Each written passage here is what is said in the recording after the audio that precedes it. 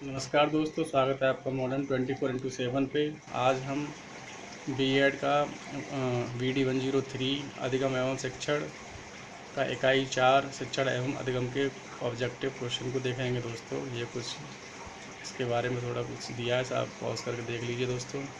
चलिए स्टार्ट करते हैं दोस्तों। हाँ दोस्तों, मेरे 133 सब्सक्राइब हो चुके हैं अब तक।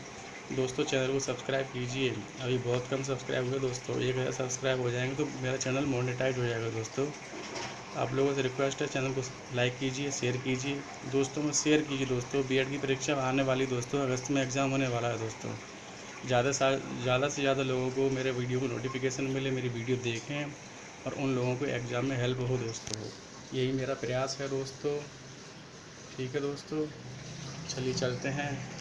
क्वेश्चन नंबर 1, सक्रिय अनुकूलन सिद्धांत के प्रवर्तक हैं स्किनर। प्रतिमान किसी आदर्श के अनुरूप व्यवहार को ढालने की प्रक्रिया को कहा जाता है। यह कथन है H.C. वाइल्ड का। शिक्षण प्रतिमान एक प्रकार की शिक्षण व्यू रचनाएं हैं। शिक्षण प्रतिमान होते हैं सीखने के सिद्धांत। शिक्षण प्रतिमान की मान्यता है कि शिक्षण एक विज्ञान है। V.L. जॉयस ने आधुनिक शिक्षण प्रतिमानों को कितने भागों में बांटा है? तो 4 भागों में बांटा है दोस्तों।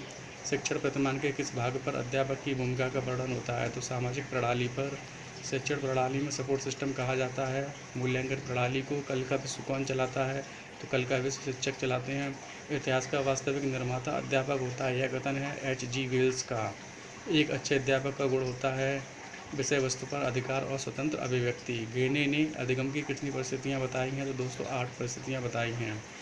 शिक्षक के शिक्षण में उसकी सफलता का द्योतक है। तो शिक्षण विधि, पाठ्यवस्तु का विश्लेषण और शिक्षण सूत्र, ये सभी होगा दोस्तों। The is right answer. बालकों के अधिगम में किसके द्वारा सर्वाधिक रुचि जागृत होती है? तो कक्षा के वातावरण द्वारा। शिक्षण प्रक्रिया में निम्नलिखित में से किसमें महत्वपूर्ण कौन है? तो शिक्षक है। शिक्षण करते समय ध्यान रखना चाहिए बच्चों की रुचि एवं मानसिक स्तर का। शिक्षण की गति आधारित होनी चाहिए तो छात्रों के सीखने की गति पर। शिक्षण को सीखने के संगठन के रूप में सर्वोत्तम प्रकार से परिभाषित किया जा सकता है। यह परिभाषा है राय वर्ण की। कक्षा शिक्षण तब अच्छा होता है जब शिक्षा के सभी छात्र प्रश्न पूछने एवं उत्तर देने में तत्पर हों। शिक्षा पुनर्वलन की आकस्मिकताओं का क्रम है। यह परिभाषा है BF स्किनर की है दोस्तों। शिक्षण पुनर्वलन की आकस्मिकताओं का क्रम है। यह परिभाषा BF स्किनर की है। शिक्षण का सर्वाधिक महत्वपूर्ण उद्देश्य है उपयोगी ज्ञान प्रदान कर सर्वांगीण विकास करना। शिक्षण प्रक्रिया में समाहित प्रक्रिया होती है तो 2। शिक्षण प्रक्रिया में समाहित प्रक्रिया 2 होती हैं। शिक्षण का उद्देश्य है तो बालकों का सर्वांगीण विकास करना है। कुल मिला के option the is right answer सारे ही होंगे। जीवन से संबंधित ज्ञान प्राप्त करना, मानसिक शक्तियों का विकास करना और उनके लिए सीखने के लिए प्रेरित करना। ब्लूम के अनुसार शिक्षण है तो त्रिध्रुवीय है। संपूर्ण शिक्षण प्रक्रिया को कितने सोपानों में बांटा जा सकता है दोस्तों? तो 3 सोपानों में बांटा जा सकता है। शिक्षा का सामान्य सिद्धांत नहीं है तो परिणाम का सिद्धांत नहीं है।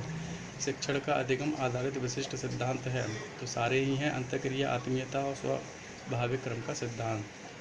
शिक्षण का मूलभूत सिद्धांत है आगमन विधि का सिद्धांत। जांच के किसी क्षेत्र में तथ्यों के बारे में विचारों के क्रमबद्ध प्रस्तुतिकरण को शिक्षण सिद्धांत कहते हैं। यह परिभाषा है स्मिथ की। शिक्षण का सूत्र नहीं है तो स्थिर से गतिशील। छात्रों को पहले उनके सामने उपस्थित वस्तुओं का ज्ञान प्रदान करना चाहिए, तत्पश्चात जानकारी देनी चाहिए। तो इसका होगा अज्ञात वस्तुओं की। दोस्तों जल्दी जल्दी बोलना पड़ रहा है क्योंकि वीडियो को समाप्त भी करना है, क्योंकि गर्मी बहुत है। आप लोगों के लिए बस कर रहे हैं दोस्तों। आप लोग भी थोड़ा सपोर्ट बनाए रखिए दोस्तों। चैनल को सब्सक्राइब कीजिए दोस्तों। चलिए क्वेश्चन नंबर 32, छात्र को पूर्व में पूर्ण ज्ञान प्रदान किया जाए, तत्पश्चात इस पूर्ण का विभिन्न अंशों में क्या किया जाए? विश्लेषण किया जाए। तर्कात्मक क्रम से शिक्षण कराने से स्थायी एवं ठोस होता है तो अधिगम। अधिगम माने होता है सीखना। पूर्ण से अंश की ओर का शिक्षण सूत्र आधारित है गेस्टाल्ट मनोविज्ञान पर। निम्नलिखित में से कौन सा शिक्षण सूत्र गेस्टाल्ट मनोविज्ञान पर आधारित है? पूर्ण से अंश की ओर। शिक्षण में रोचकता, सरलता तथा वैज्ञानिकता का संचार होता है शिक्षण सूत्रों से। किस सूत्र के अंतर्गत अस्पष्ट एवं अनियमित ज्ञान को स्पष्ट एवं नियमित करना होता है? तो अनिश्चित से निश्चित की ओर। पूर्ण से अंश की ओर का विपरीत सूत्र है विश्लेषण से संश्लेषण की ओर। छात्र को शिक्षा प्रदान करने का क्रम हो सकता है तर्कात्मक क्रम और मनोवैज्ञानिक क्रम। आ और बा दोनों होंगे दोस्तों। प्रकृति का अनुसरण सूत्र पर बल देने वाले शिक्षा शास्त्री रविन्द्रनाथ टैगोर जी, फ्रोबेल और गिजुबाई बधेखा। किस शिक्षण सूत्र द्वारा छात्रों में तार्किक एवं वैचारिक शक्ति का विकास होता है? तो ये होता है विश्लेषण से संश्लेषण की ओर। निम्नलिखित में से उपयुक्त शिक्षण सूत्र है? मूर्त से अमूर्त की ओर, अमूर्त की ओर, मूर्त से अमूर्त की ओर। पूर्ण सेंस की ओर शिक्षण सूत्र आधारित है गेस्टाल्ट मनोविज्ञान पर। बाल केंद्रित शिक्षा में शिक्षा का केंद्र होता है तो बालक। बाल केंद्रित शिक्षा का उद्देश्य है बालक का चौमुखी विकास, बालक का मानसिक और बालक का शारीरिक विकास। ये सही होगा दोस्तों इसका answer. The is right answer दोस्तों। किंडरगार्टन शिक्षण पद्धति के जन्मदाता फ्रोबेल है। बचाव निदान का उच्चतम स्तर है, यह कथन है रॉस का। बाल केंद्रित शिक्षा का उद्देश्य है बालकों का सर्वांगीण विकास। क्रियात्मक शिक्षण विधि का अर्थ है छात्र को अपनी स्वयं की क्रिया द्वारा ज्ञान प्रदान प्राप्त करना। बच्चों से कदम ताल कराना, हाथ ऊपर नीचे कराना तथा दाएं बाएं के लिए कहना, ये गतिविधियां हैं शारीरिक गतिविधियां। उपचारात्मक शिक्षण का प्रमुख कार्य है दोषपूर्ण अध्ययन एवं अध्यापन के प्रभाव को दूर करना। क्रियापरक एवं गतिविधि आधारित शिक्षण उपागम का प्रवर्तक माना जाता है। तो ये कथन है रूसो का। क्रियापरक आधारित शिक्षण क्रियाएं संबंधित होती हैं ज्ञान, अनुभव और ज्ञान प्रदान करके। सभी से दोस्तों सहगामी शिक्षण का आशय उस शिक्षण प्रक्रिया से है जिसमें शिक्षक एवं शिक्षार्थी की पूर्ण सहभागिता निश्चित होती है तथा सहभागिता द्वारा ही शिक्षण प्रक्रिया प्रभावशाली एवं उद्देश्यपूर्ण बनाती है। सहभागी शिक्षण की यह परिभाषा दी है प्रोफेसर S.K. दुबे ने। उपचारात्मक शिक्षण की प्रक्रिया का प्रमुख पद है तो वर्गीकरण, कठिनाई की जानकारी, पिछड़ेपन का कारण। ये सभी इसका राइट आंसर होगा। एक अध्यापक द्वारा बहुत सी कक्षाओं को एक साथ पढ़ाना कहलाता है बहुकक्षा शिक्षण। विभिन्न स्तर के छात्रों को एक साथ पढ़ाना कहलाता है बहुस्तरीय शिक्षण। शिक्षण विधियां आधारित होती हैं तो गतिविधियों पर। बहुस्तरीय शिक्षण का अर्थ है अलग अलग स्तर के छात्रों को साथ साथ सिखाना। बहुस्तर शिक्षण में छात्रों को बांटा जाता है सामान्य से कम बौद्धिक क्षमता के बच्चे और सामान्य स्तर के छात्र और सामान्य से अधिक स्तर के छात्र। तो उपरोक्त सभी को बहुस्तर शिक्षण में बांटा जाता है। बहुस्तरीय शिक्षण का महत्व है तो इसका होगा उपरोक्त सभी। आप पॉज करके देख लीजिए दोस्तों।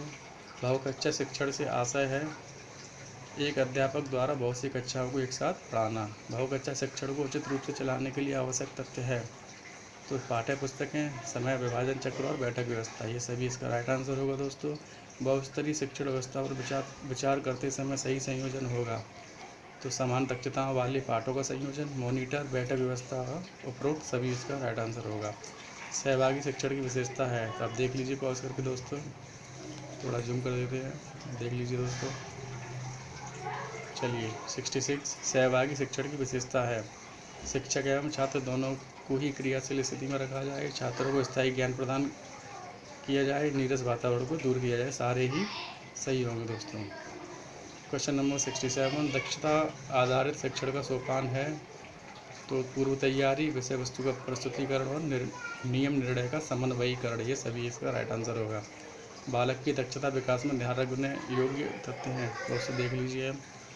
क्वेश्चन नंबर 69 जांच के किसी क्षेत्र के तथ्यों के बारे में विचारों के क्रमबद्ध प्रस्तुतिकरण को शिक्षण सिद्धांत कहते हैं। कथन है गेज का।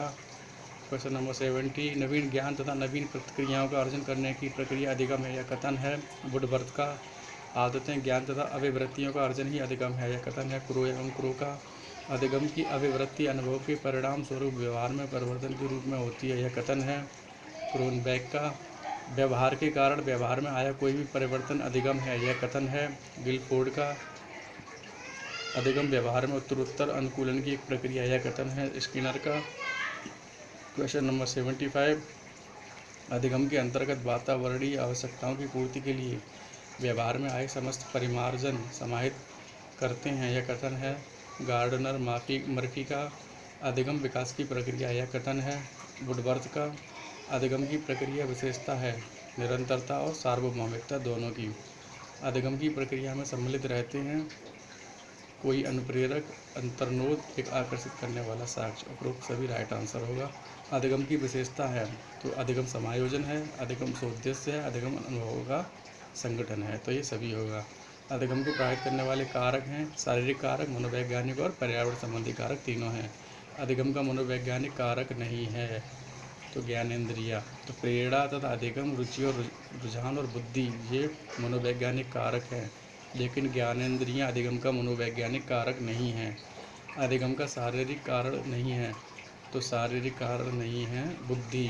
बाकी शारीरिक मानसिक स्वास्थ्य शारीरिक है, ज्ञानेंद्रियाँ भी शारीरिक हैं, परिपक्वता भी शारीरिक है, बुद्धि नहीं होगा इसमें दोस्तों। अधिगम की विधि है करके सीखना, अनुकरण, खंडीय, पूर्ण, ये सारे ही होंगे दोस्तों। व्यवहार में प्रेरणात्मक स्थिति में उतार चढ़ाव होने से उत्पन्न अस्थायी परिवर्तन अधिगम की श्रेणी में नहीं आते हैं, यह कथन है हावर्स्टन का। शिक्षण अधिगम को उत्प्रेरित करने वाली एक पद्धति है, यह कथन है वीओ स्मिथ का। शिक्षण है शिक्षा के क्षेत्र में उद्देश्य प्राप्ति का साधन, द्विध्रुवीय उपागम या अंतःक्रिया, शिक्षण एवं अधिगम दोनों। इसका ऑप्शन द राइट आंसर। दूसरों को सीखने के लिए दिशा निर्देश देने तथा अन्य प्रकार से उन्हें निर्देशित करने की प्रक्रिया को शिक्षण कहा जाता है, यह कथन है रायंस का। शिक्षण पुनर्बलन की आकस्मिकता का क्रम है, यह कथन है स्किनर का। शिक्षण की विशेषता है वांछनीय सूचना देना, शिक्षण सिखाना, चुने हुए तथ्यों का ज्ञान। ऑप्शन था इसका राइट आंसर होगा दोस्तों। शिक्षण की विशेषता है सहयोग पर आधारित, प्रगतिशील और प्रजातंत्रीय। शिक्षण होना चाहिए गुणवत्तापूर्ण, निर्देशात्मक और निदानात्मक और उपचारात्मक होना चाहिए, सभी होगा इसमें दोस्तों। शिक्षा एक द्विध्रुवीय प्रक्रिया, यह कथन है एडम्स का। शिक्षण प्रक्रिया का सोपान है शिक्षण, पूर्व चिंतन एवं तैयारी, वास्तविक शिक्षण, शिक्षण के उपरांत मूल्यांकन। तो यानी शिक्षण प्रक्रिया के सारे ही सोपान हैं ये। शिक्षण का उद्देश्य है बालक को उसके जीवन से संबंधित उपयोगी ज्ञान देना, बालक की मानसिक शक्तियों का विकास करना, बालकों को सीखने के लिए प्रेरित करना। तो उपरोक्त सभी इसका राइट आंसर होगा। शिक्षण पूर्व चिंतन एवं तैयारी में पद सम्मिलित हैं, उद्देश्य निर्धारण, विषय वस्तु का चयन और शिक्षण विधि, युक्तियों तथा तकनीकों का निश्चयन। उपरोक्त सभी इसका राइट आंसर होगा दोस्तों। वास्तविक शिक्षण के अंतर्गत सम्मिलित क्रियाएं हैं कक्षा व्यवस्था, पढ़ाने के साथ कक्षा क्षेपण, कच्चा शिक्षण होगा, कच्चा क्षेपण। चलिए टाइपिंग एरर हो सकता है दोस्तों। उपयुक्त युक्तियों तथा तकनीकों का प्रयोग, ऑप्शन था इज राइट आंसर। शिक्षणोपरांत मूल्यांकन में सम्मिलित पद हैं, तो उद्देश्य आधारित मूल्यांकन, विषय वस्तु आधारित अवबोध का मूल्यांकन, व्यवहारगत परिवर्तन का परीक्षण। तो इसमें उपरोक्त सभी राइट आंसर होगा। शिक्षण का सर्वाधिक महत्वपूर्ण उद्देश्य है उपयोगी ज्ञान प्रदान कर सर्वांगीण विकास करना। शिक्षण प्रक्रिया में समाहित प्रक्रिया होती हैं, तो दो।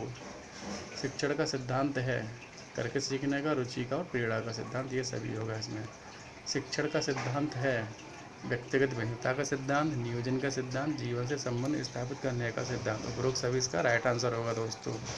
तो दोस्तों आज मैंने ये आपका यूनिट 4 अधिगम एवं शिक्षण बीएड का तृतीय प्रश्न पत्र BD 103 को कंप्लीट करा दिया है दोस्तों। कल BD 103 समाप्त हो जाएगा दोस्तों। परसों से मैं आपके लिए इसका BD 104 लेकर आऊँगा दोस्तों चैनल का सपोर्ट बनाए रखिए दोस्तों में शेयर कीजिए